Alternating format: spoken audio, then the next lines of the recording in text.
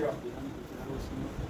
اگر وہ حکومت کے لیے کام کیا تو ظاہر ہے کہ امام حسین کی شہادت ان کی حکومت کو دنیا سے ہمیشہ کے لیے ختم کر دی. ان کی حکومت باقی نہیں رہی. اس کی شہادت کے بعد امت اسلامی کی مختلف تحریکیں شروع ہو گئی اور نہ یزید کچھ زیادہ زندہ رہ سکے نہ ان کے بیٹے معاویہ. یہ لوگ بہت جلد حکومت سے ہٹا دیا گیا ان کو. اور جن لوگوں نے امام حسین کی شہادت میں حصہ لیا تھا وہ کوئی بھی عادی موت سے نہیں مرے. سب کو کسی طریقے سے وہ مارے گئے اور دنیا میں نہیں رہ سکے. اور ایک نقطہ جو بہت خطرناک نقطہ ہے جو ہمارے لیے بھی عبرت کا باعث ہے وہ نقطہ یہ ہے کہ جن لوگوں نے امام حسین کو شہید کیا گیا تھا یہ کہیں باہر سے نہیں آئے تھے. یہ جو شمر آپ نے سنا ہوگا جو سب سے زیادہ وہاں پر اپنی دشمنی کو ظاہر کرتے تھے اور امام حسین کو شہید کرنے کے لیے سب سے آگے بڑھے تھے، یہ شمر کون تھے؟ حضرت علی کے ساتھ کئی لڑائیوں میں شرکت کرتے ہوئے اس کی فدائی تھے. اور ایک دن ایک صاحب نے کسی کتاب کو ابن ابی دنیا نے اپنی ایک کتاب میں لکھا ہے کہ یہ شمر نماز صبح ہے تو جب تک سورج نہیں نکلتا تھا مسجد سے نہیں آتے تھے، ذکر کرتے تھے. امام حسین کی شہادت کے بعد یہ وہی ذکر میں بیٹھ کر جب اشراق کی نماز پڑھی تو دعا کی اللہ تعالیٰ مجھے معاف کرے، میری مغفرت فرمائے. تو ایک آدمی اس کے ساتھ اس مسجد میں بیٹھا ہوا تھا. اس نے کہا کہ بدبخت تم کو خدا معاف کرے، تم رسول اللہ کا وہ شخص جن سے آن حضرت کو پیار اور محبت ہی اس کو شہادت میں پہنچایا، اب بھی مغفرت کی امید رکھتے ہو. یہ ایسے آدمی تھے. یہ کیوں ایسے ہو گئے؟ نماز پڑھنے والے، ذکر کرنے والے، صرف دنیا کی محبت تھی، صرف، اور کچھ نہیں. یہ کیوں؟ مقام چاہتے تھے کہ وہ مقام بھی نصیب نہیں ہوا اس کو. اور یہ مشکل ہمارے لیے بھی ہے. ہم مسلمان ہیں، نماز پڑھتے ہیں، لیکن یہ جو جھگڑا اور یہ فتنے اور ایک دوسرے کو کافر کہنا اور گالیاں دینا، یہ وہ اسلام جو قرآن ہمیں بتاتا ہے کہ کافر کو گالیاں نہ دیں، وہ اسلام جو ہم کو یہ بتاتا ہے لکم دینکم ولی دین، یہ اسلام جو ہم اس وقت عمل کرتے ہیں اس میں بہت بڑا فرق ہے. جب آن حضرت مکے میں داخل ہوئے، یہ مکے کے لوگ کتنے آن حضرت کو انہوں نے ستایا اور ان پہ ظلم کیا تھا، ان کے اصحاب پہ ظلم کیا تھا. ابو سفیان نے کیا تھا آن حضرت کے ساتھ، لیکن جب مکے میں داخل ہوئے یہ فرمایا میں نے تم سب کو معاف کیا. نہ صرف تم کو معاف کیا، یہ ابو سفیان جو کل تک مجھے اذیت کیا اور مجھے آزار پہنچایا، جو انسان اس کے گھر میں داخل ہو جائے اس کو بھی میں پناہ دیتا ہوں اور اس کو بھی میں قتل نہیں کر نہیں کر. اسلام یہ ہے. ہم اس طرح کے مسلمان ہیں یا کچھ اور؟ میرے خیال میں ہم ان باتوں پہ زیادہ عمل نہیں کرتے جہاں تک میری سمجھ میں آتا ہے. اور اصلی بات جو میں کہنا چاہتا ہوں اپنے سارے بھائیوں سے، اہل سنت سے بھی، اہل تشیع سے بھی، یہ جو لوگ امام حسین کے بعد جو بھی امام حسین کے بعد آیا، اہل سنت کے جو 4 امام ہیں، یہ چاروں امام ان سے مخالف رہے، یہ چاروں امام ان سے مخالفت کی۔ امام ابو حنیفہ رحمۃ اللہ علیہ جو اکثر اہل سنت جہان کی دنیا کے ان سے تقلید کرتے ہیں، امام ابو حنیفہ رحمۃ اللہ علیہ جو آخرین خلیفہ تھا بنی امیہ کا، اس نے امام کو امتحان کرنا چاہا کہ یہ ہماری خلافت کو قبول کرتا ہے یا نہیں کرتا، آ کے اس کو قاضی اور قضات معین کرنا چاہا۔ امام ابو حنیفہ نے کہا کہ میں قاضی نہیں بن سکتا، آپ مجھے معاف کیجئے، میں کچھ نہیں سمجھتا ہوں قضاوت سے۔ تو اس نے کہا کہ آپ جھوٹ بولتے ہیں۔ تو امام نے کہا اگر میں سچ بولتا ہوں کہ نہیں کر سکتا تو ٹھیک ہے، نہیں کر سکتا، اگر جھوٹ بولتا ہوں جیسا آپ کہتے ہیں تو جھوٹ بولنے والے آدمی کو تو قاضی نہیں کرنا چاہیے۔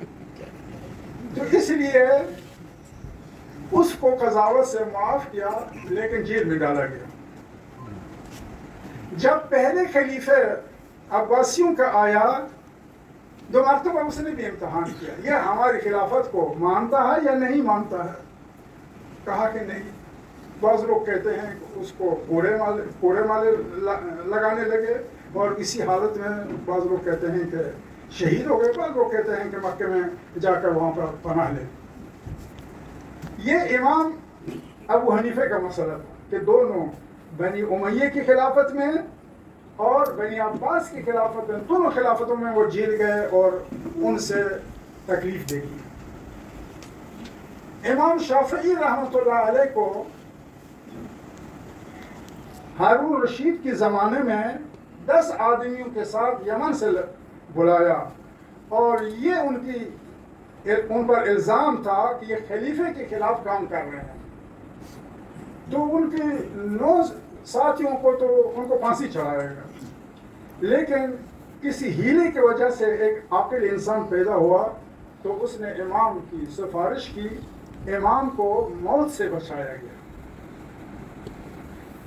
امام احمد بن حنبل کو مامون کے زمانے میں آپ نے سنا ہوگا کہ ان کو کتنے کوڑے لگائے گئے، ان کو جیل میں ڈالا گیا، اور اس کو کتنے تکلیف دی۔ یہ امام احمد بن حنبل کا مسئلہ تھا۔ امام مالک کو بھی یہی اذیتیں اور آزاریں پہنچا دی گئی۔ ہارون رشید نے کہا کہ آؤ تم بغداد میں میرے بیٹوں کو پڑھا لو۔ ظاہر ہے کہ اگر بادشاہ اور خلیفے کی بات مان لیتے تو ان کا بہت اچھا مقام ہو جاتا تھا، بڑی کب و دبدبے کے ساتھ، بڑی شان و شوکت کے ساتھ وہاں پر رہ کے بغداد میں۔ امام مالک نے فرمایا علم کسی کے پاس نہیں جاتا ہے، اگر کسی کو عالم بننا ہے تو علم کے پاس آ جائے۔ میں رسول خدا کے شہر کو تمہاری بغداد سے نہیں بدل کرتا ہوں، میں یہاں پہ بیٹھتا ہوں۔ پھر اس کو بھی عزت آزادی پہنچی۔ تو اب کون رہ گیا ہے جو امام حسین کی حرکت سے حمایت نہیں کر سکتا؟ سارے مسلمان اس بات پر متحد ہیں کہ جن لوگوں نے امام حسین یا دوسرے اہل بیت کا حق ظاہر کیا ہے۔ میرے دوستوں اور بھائیوں، یہ بات بہت آسانی سے آپ سمجھ سکتے ہیں۔ اگر ایک سنی رسول اللہ صلی اللہ علیہ وسلم سے محبت رکھتا ہو، آیا ممکن ہے یہ آپ کا عقل اس بات کو قبول کر لیتا ہے کہ اس کی جگہ گوشوں سے محبت نہ رکھے؟ یہ آپ مان لیتے ہیں؟ جس حضرت نے یہ فرمایا فاطمہ بضعۃ منی، میں اگر آپ کو ایک واقعہ سناؤں جو مسلم اور بخاری میں نقل کیا گیا ہے، اور آپ نے شاید ہم سنا بھی ہوگا، لیکن ہم کو اتحاد کی باتوں پر زیادہ توجہ نہیں ہے، اس لیے بہت جلدی بھول جاتے ہیں۔ جب ان حضرت کا دنیا سے جانا ہوا، وہ مرض الموت میں تھے۔ دیکھیے یہ روایت کو کون روایت کرتا ہے، ام المومنین عائشہ روایت کرتے ہیں، کہتے میں نے دیکھا کہ رسول اللہ اس طرف اس طرف ان کے آنکھیں کسی شخص کو ڈھونڈنے لگتے ہیں، لیکن ہم نے اس حالت میں تو نہیں پوچھا کہ آپ کس کو ڈھونڈتے ہیں، کیوں اس طرف دیکھنے لگتے ہیں۔ اتنی دیر میں حضرت فاطمہ آ گئی۔ جب وہ آ گئی یہ ام المومنین کہتی ہیں کہ فاطمہ کا وہ جو آنا کا طریقہ ہے وہ رسول خدا کی طریقے ہے، یہ چلنا، یہ جو پیر اٹھاتے ہیں دوسرے پیر کو رکھتے ہیں، وہ دقیقاً وہی تھے جو رسول خدا چلتے ہیں۔ آ کر حضرت کے کنار میں بیٹھی، آن حضرت نے ان کے کان میں ایک چیز فرمایا تو وہ رونے لگے۔ پھر کچھ دیر بعد دو مرتبہ اس کے کان میں ایک چیز فرمایا، یہ کچھ کلمات ہم نے نہیں صرف کان میں کہا۔ تو ام المومنین کہتی ہیں کہ میں نے حضرت فاطمہ کو کہا کہ یہ کیا ماجرا تھا، آپ ایک دفعہ رونے لگی اور ایک مرتبہ آپ ہنسنے لگتی ہیں ایک ہی جلسے میں، جب آپ حضرت کی آپ کے کان میں کچھ کہا روتی ہیں اور دوسری مرتبہ جب کچھ کہتے ہیں آپ ہنسنے لگتی ہیں، کیا وجہ ہے؟ مجھے بتاؤ یہ اس کا راز کیا ہے؟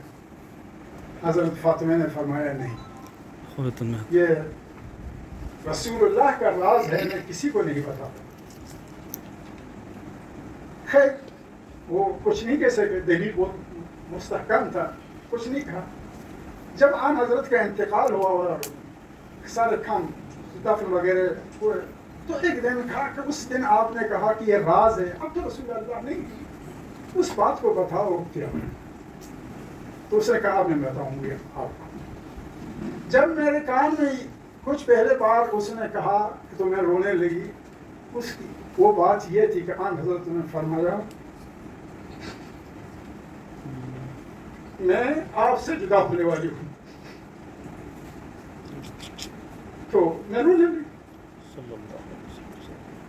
جب دو مرتبہ فرمایا اے فاطمہ تم نہیں چاہتی ہو کہ نساء العالمین ہو جاؤ یا نساء المسلمین وہ تو یہ مقام ہو جائے، تو میں نے کہا یا رسول اللہ کیوں نہیں چاہتا؟ تو مجھے اس بات سے مسکرانا پڑا، خوشحال ہو گیا۔ یہ روایت کس کی ہے؟ ام المومنین کی۔ اگر میری بات کو نہیں مانتے ہو یہاں پر اگر مسلم ہے آؤ جاؤ لاؤ میں تم کو دکھا دوں وہ کہاں ہے۔ یہ ہر عالم سے جو مسلم کو پڑھا ہے اس سے پوچھ لو اور ڈھونڈو یہ روایت وہاں پر ہے، اور دوسری کتاب ڈھونڈی ہے، وہ سب جانتے ہیں اس بات۔ تو اس میں کس کا اختلاف ہے؟ شیعہ کا خلاف ہے، شیعہ یہی نہ مانتے ہیں، وہ تو کہتے ہیں ہم محب اہل بیت۔ سنی نے خود یہ روایت کی ہے اور ام المومنین سے یہ روایت سنی ہے کہ وہ سیدۃ النساء العالمین ہے۔ یا امام حسن امام حسین، یہ جب آپ کا سر مبارک، بعض کہتے ہیں کہ ابن زیاد نے یہ کام کیا ہے، بعض روایتوں میں ہے کہ نہیں یزید نے خود یہ کام کیا ہے۔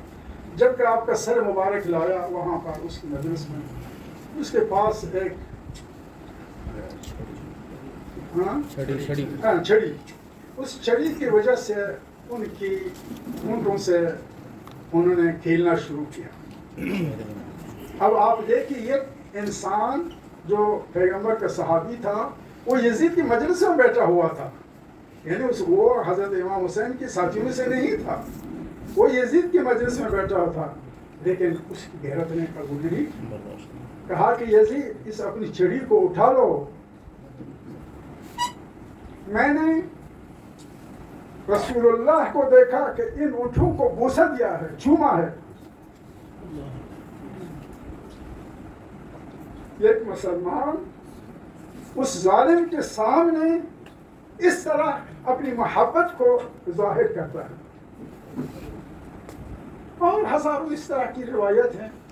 تو ان چیزوں کو ہر مسلمان دیکھ کر وہ امام حسین سے محبت کرنا اپنا واجب سمجھتا ہے۔ اگر میں سجا تو مسلمان نہیں ہے اس کے دل میں. ہم حضرت قرآن کی آیت ہے ان کنتم تحبون اللہ فاتبعونی، جس سے میں محبت کروں گا، جو کام میں کروں گا، جس چیز سے مجھے محبت ہے تم کو بھی ہونا چاہیے. فاتبعونی، میری اطاعت کرو، یہ دستور ہے، قانون خدا. اگر ہم مسلمان ہیں تو یہ کام کرنا ضروری ہے ہمارے لیے. امت اعتقاد میں متحد ہے. کوئی جیسے کہ ہمارے بزرگ نے پہلے فرمایا، محمد امت اسلامی کوئی ایسا مسئلہ نہیں رکھتا ہے کہ اس میں جھگڑنے کی بات ہو. جو مسائل ہیں ہمیں ان مسائل جو اساسی اور مہم مسائل ہیں اتحاد ہے. آپ دیکھیے بعض ایسے ادیان ہیں مسیحیوں میں ایک کہتا ہے کہ 3 خدا ہیں، ایک کہتا ہے کہ ایک خدا ہے، ایک کہتا ہے کہ نہیں خدا اور ہے اور مسیح اور ہے. اس طرح کی مختلف مسائل ہیں لیکن نہیں جھگڑتے. امت اسلامی سارے کہتے ہیں